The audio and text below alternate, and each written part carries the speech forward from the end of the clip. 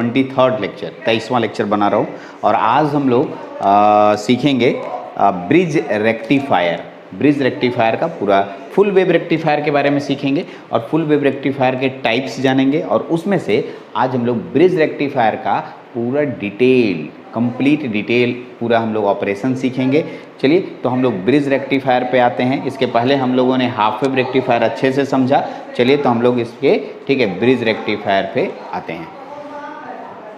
पहले वाले में हाफ वेव रेक्टिफायर, एक बच्चे का डाउट था, उस डाउट को पहले क्लियर कर देते हैं, उसके बाद इस पे आएंगे। ठीक है, डाउट ये था कि ये यूनिडायरेक्शनल कैसे हुआ सर, ये बताइए। ठीक है, डायोड यूनिडायरेक्शनल डिवाइस कैसे कर दिया। ठीक है, तो आपको मैं बता दूं। ठीक है, अगर मैं डायोड लगाया था, याद होगा आपको, तो मैंने एसी सिग्नल दिया। ठीक है, एसी सिग्नल, इसमें डायरेक्शन किसे कहते हैं, ये पॉजिटिव, ये नेगेटिव, ये पॉजिटिव, ये नेगेटिव, इसे डायरेक्शन कहते हैं। तो पॉजिटिव और नेगेटिव दो डायरेक्शन में चल रहा है, एक पॉजिटिव डायरेक्शन और एक नेगेटिव डायरेक्शन। जब आपका आउटपुट मिलता था कैसा मिलता था, देख लीजिए ऐसा।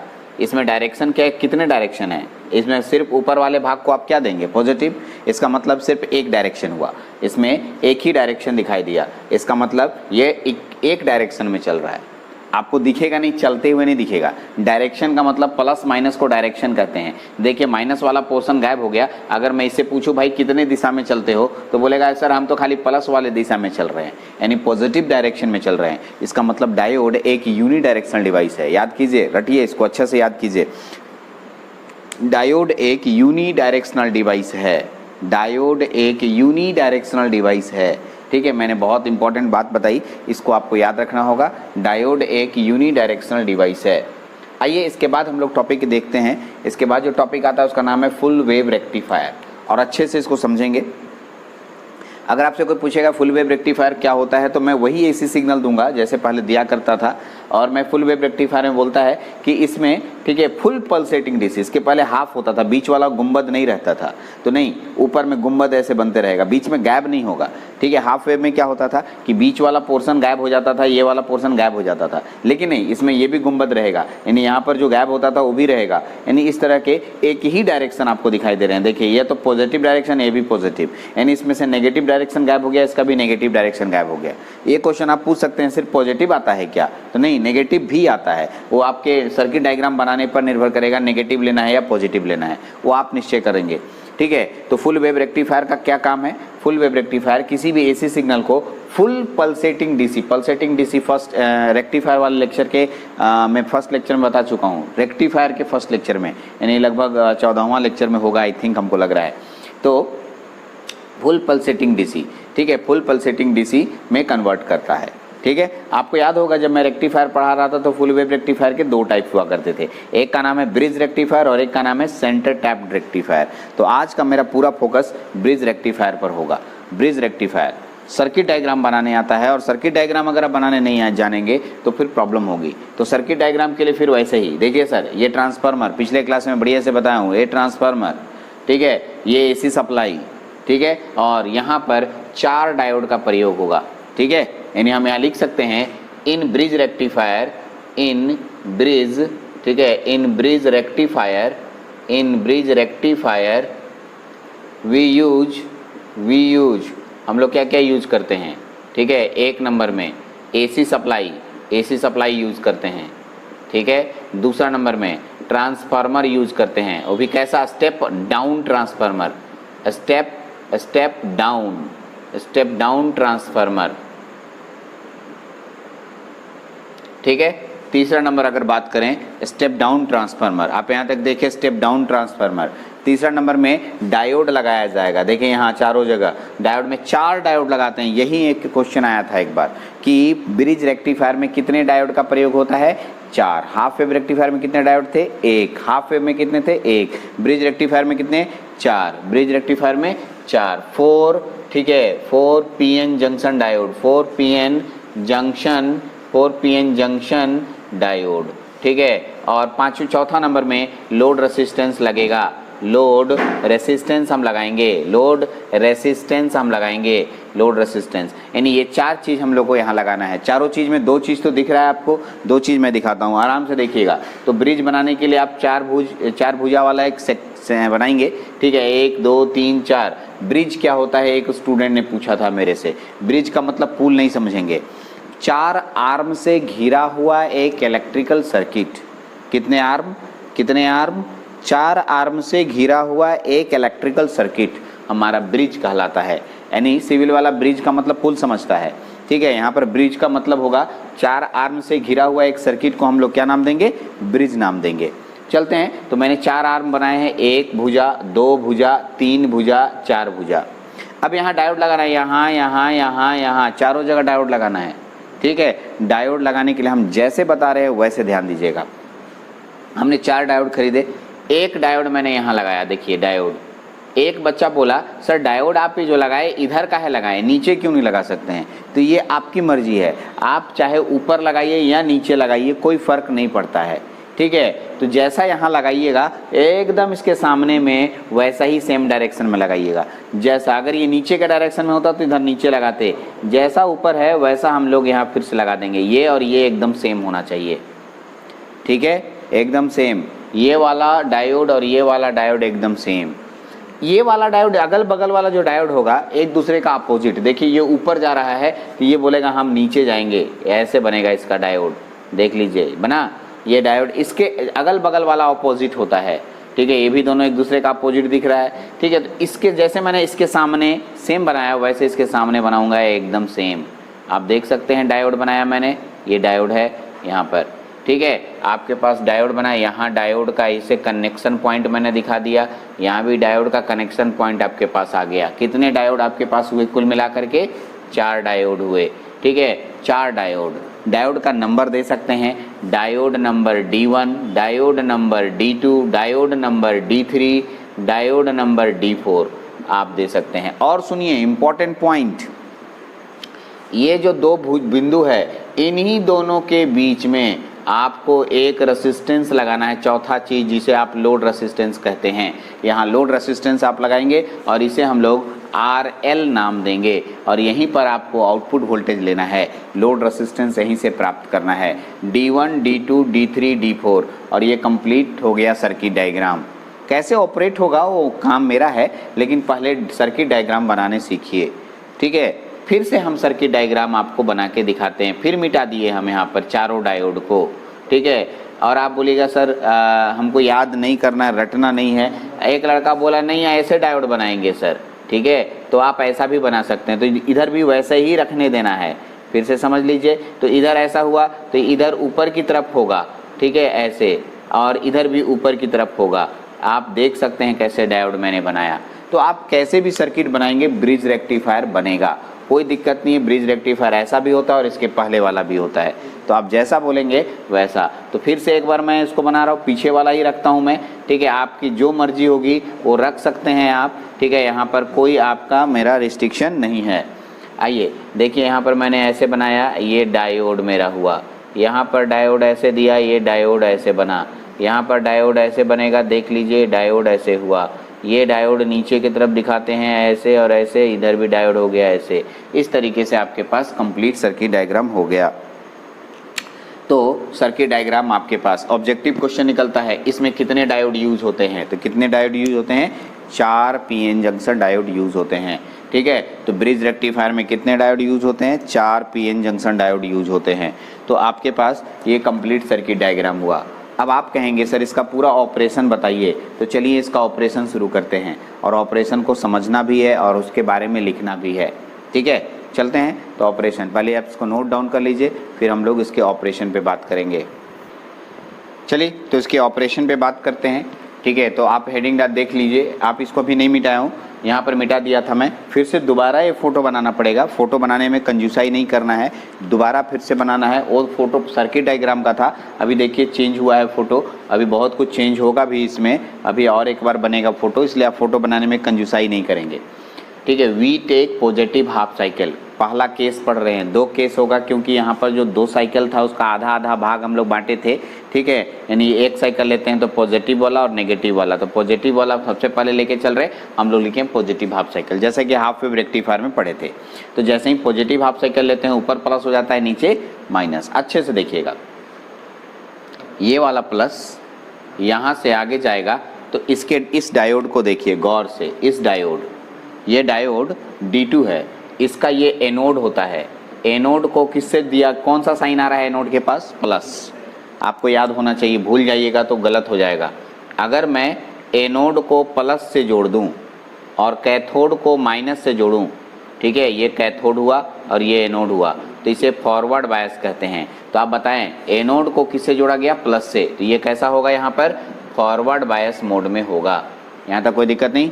इससे पूछते हैं, इसका ये कैथोड है, कैथोड हमेशा प्लस से जुड़ा, तो कैथोड माइनस से जुड़ेगा तो फॉरवर्ड बायस। अगर डायोड का ये कैथोड प्लस से जुड़ता है और ये माइनस से जुड़ता है, कैथोड प्लस से जुड़ता है, कैथोड प्लस से जुड़ता है, तो यह रिवर्स बायस कहलाता है, रिवर्स बायस हो गया। कोई दिक्कत नहीं। आइए इससे पूछते हैं, तो देखिए नीचे माइनस है, इसका एनोड, एनोड, एनोड माइनस से, एनोड, एनोड को माइनस से, एनोड माइनस से, तो रिवर्स बायस होता है, तो ये रिवर्स बायस होगा, ठीक है। और ये फॉरवर्ड बायस होगा, चेक कर लीजिए, ये फॉरवर्ड बायस होगा। तो इस तरीके से 2 फॉरवर्ड बायस 2 रिवर्स बायस होता है, ठीक है। कितना फॉरवर्ड बायस, 2 फॉरवर्ड बायस और 2 रिवर्स बायस होता है, ठीक है। अब आइए इसका दूसरा सर्किट मैं बना के दिखाता हूँ आपको। फिर से ऐसे ही सर्किट हमको डिज़ाइन करना होगा, एकदम सेम टू सेम। तो देखिए मैं डिज़ाइन कर देता हूँ, ठीक है।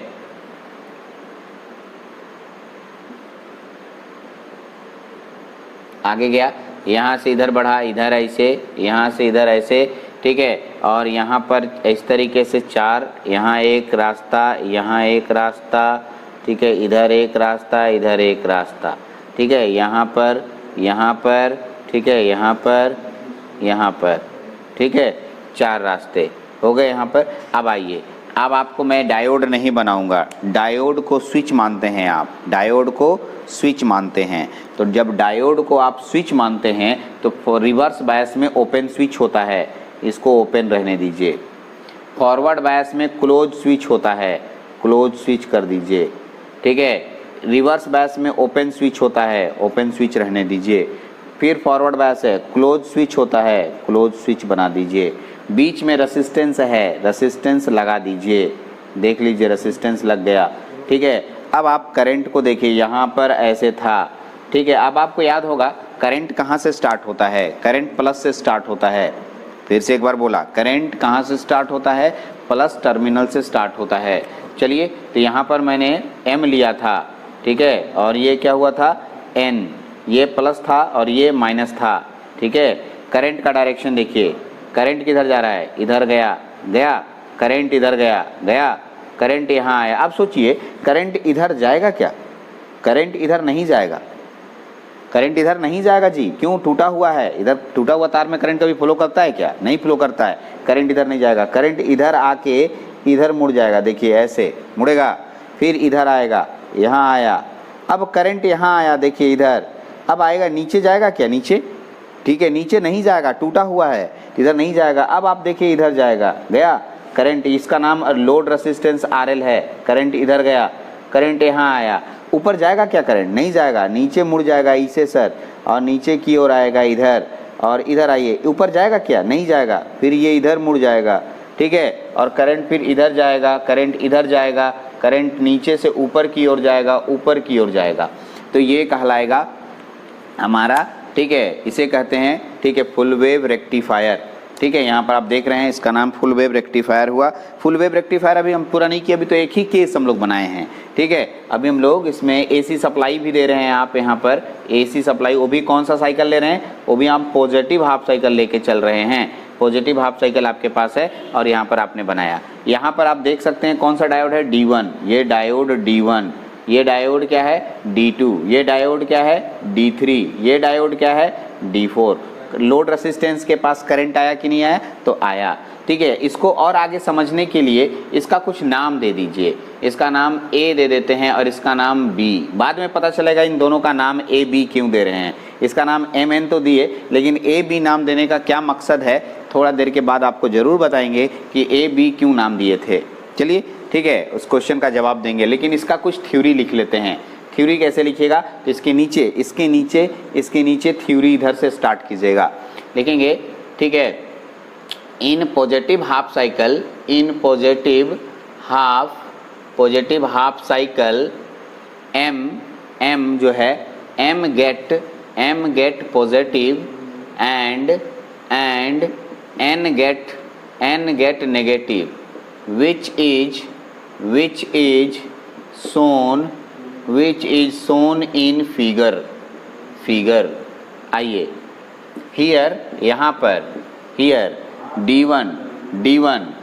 D1 बराबर क्या दिख रहा है आपको बताइए, तो रिवर्स बायस। D1 बराबर रिवर्स बायस बराबर, और ये कैसा सर्किट बना, ओपन स्विच की तरह काम किया। चलिए दूसरा, ये D2 से पूछे, D2 बराबर फॉरवर्ड बायस, और इसे हम लोग क्या बोलेंगे, क्लोज स्विच।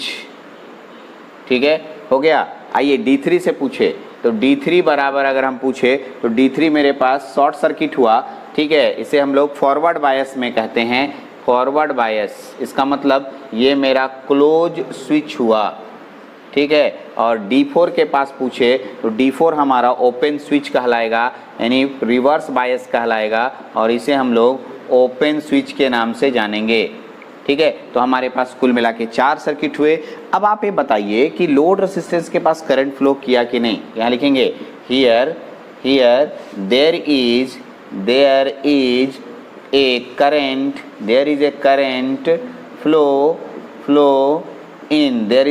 फ्लो इन, ठीक है, in load resistance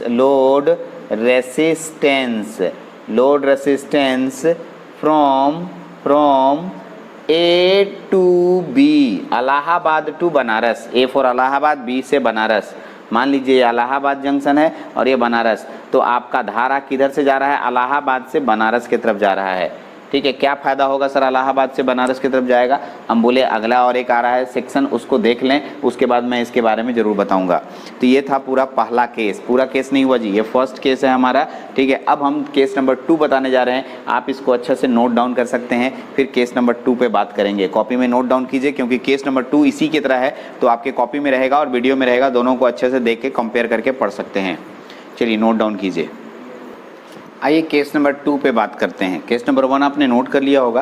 case number 2 पे देखिए, we take negative half cycle का मतलब नीचे वाला पोर्शन लेंगे। तो यहाँ पर से हम पॉजिटिव हाफ साइकिल हटा देते हैं और हम लोग लेते हैं नीचे वाला portion, that's name is negative half cycle.